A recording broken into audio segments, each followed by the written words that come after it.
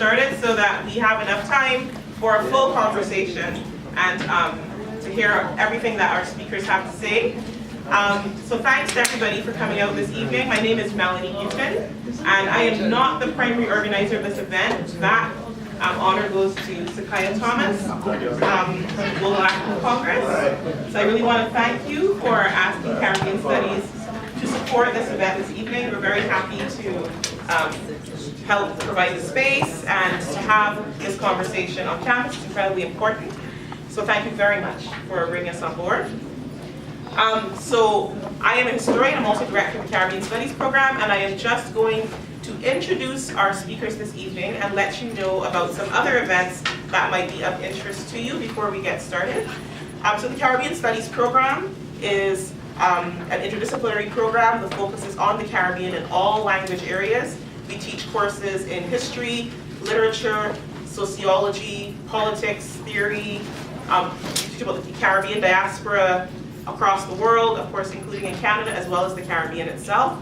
And I hope that you will look up more information about our program. We also support a number of community and public events.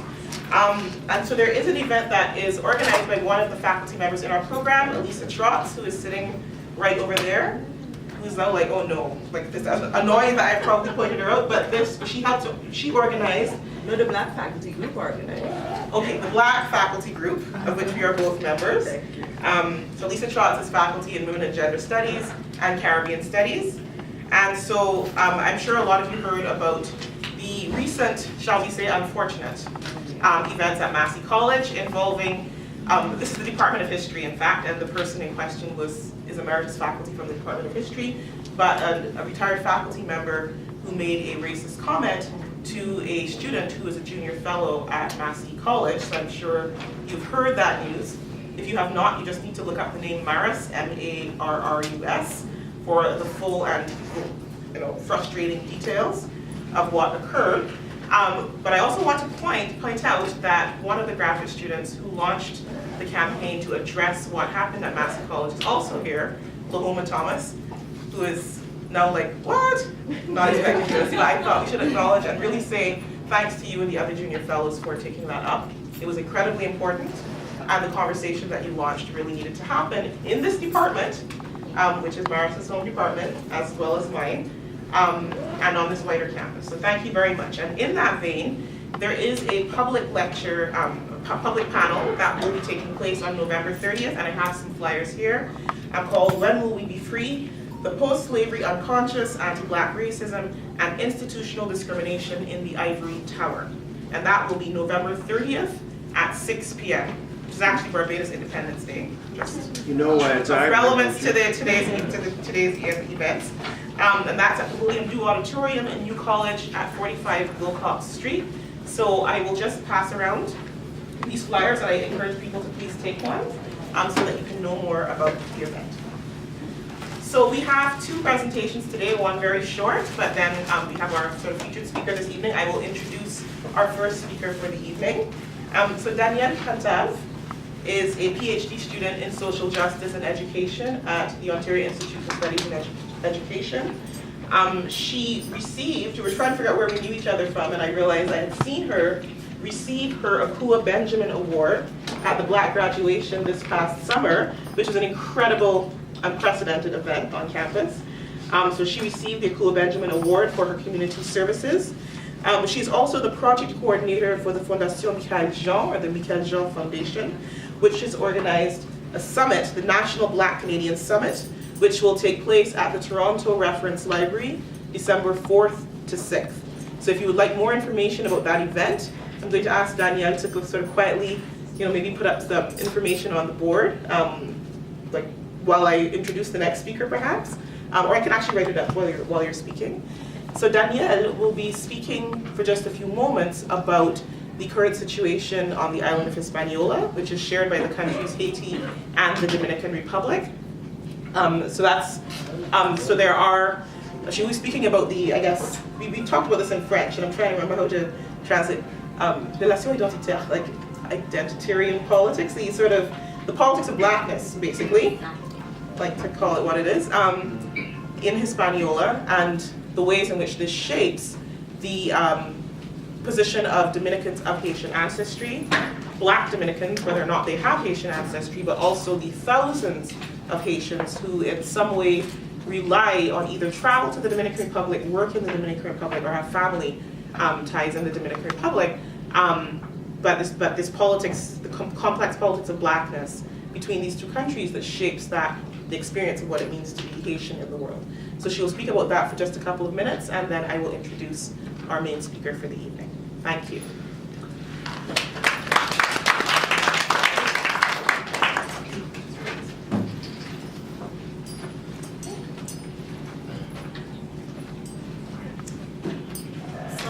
Good evening, everyone. Good evening. It's a pleasure for me to be here, and it's an honor to be part of this event. So every time that we have to speak about reparations, Haiti, my heart is involved, and I have to be part of it, and I have at least to attend. So before starting, I would like to say that I come alone, but I stand in 10,000. So I am very grateful to be here because of my ancestors that I can stand before you and with you. So since the beginning of the creation of Haiti, Haiti has been isolated, and also many strategies has been put to either marginalize the country and its people, and to ensure that the message of resistance that the people of Haitian descent were carrying was confined. So today what I can speak about, and I can say that I'm not a specialist and I cannot claim to be a specialist, since I'm a student in social justice department, I can make the correlation between what's going on in Haiti right now and in the Republic Dominican I can make the link with social justice and equity, and also identity. So the reason why there's so much tension, I'm sure that most of you are aware of the situation in the Dominican Republic. There are thousands of people of Haitian descent. Why I say of Haitian descent? Because there's people since 1920s that they have been living in the Dominican Republic, and their grandparents are from there, but they don't have the benefits, the same benefits as other citizens of that country. For instance, they don't have the right of property. Many of them are confined to only the sugar cane plantation. There are so many also health issues that are related to that. There's a high rate of diabetes and also malnutrition that they experience. What I wanted to talk also is the question of identity. Because of the colonial project, in order to ensure that we were divided, they ensured that the people of the Dominican Republic did not internalize the African identity.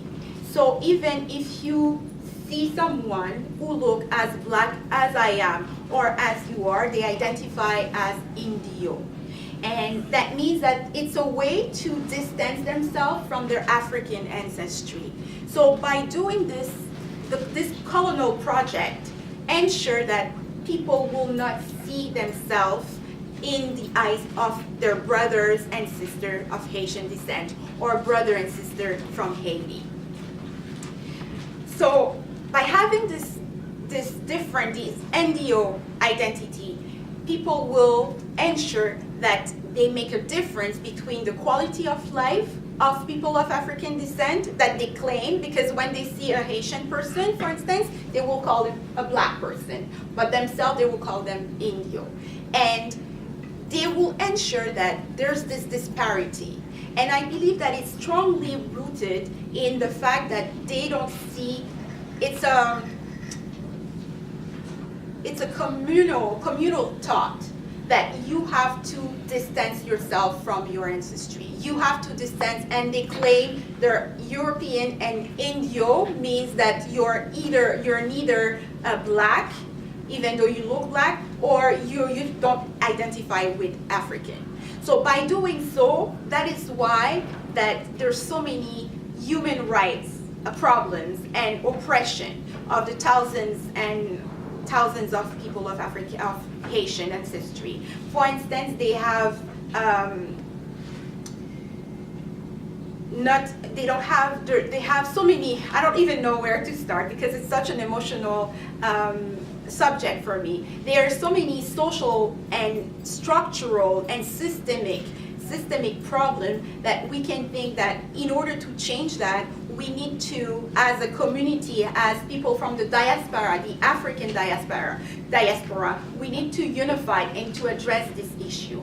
And when we talk about reparations, reparation in my eye come in different ways. We can talk about reparation of an island, we can talk about the reparation of the Caribbean, but in order to have reparation, we need to have a communal thought, we need to have unity. So I believe that not having these essential credential, essential structure, we cannot even go further.